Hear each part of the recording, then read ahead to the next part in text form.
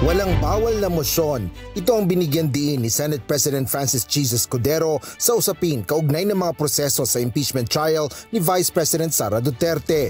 Partikular ito kung may tatayong senator judge upang magmosyon na i-dismiss o ipawalang bisa ang kaso.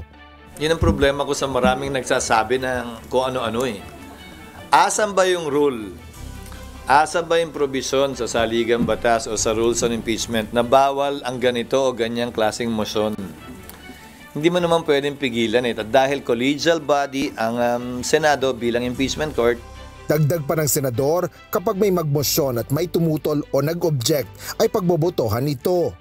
Yes, always by simple majority. Ang hindi lamang required ng simple majority, 2/3 ang kailangan kapag magbobotohan na to acquit or convict.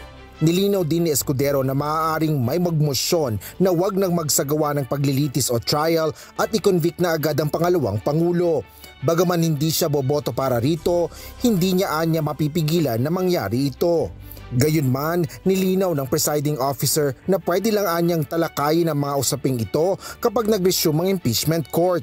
Habang maaaring mag-convene ang korte ng motu proprio o sa sarili nitong kagustuhan na posibleng mula sa kahilingan kahit ng isang senator judge lang at pagkakasunduan ng iba pang mga miyembro. Asher Cadapan Jr., UNTV News and Rescue.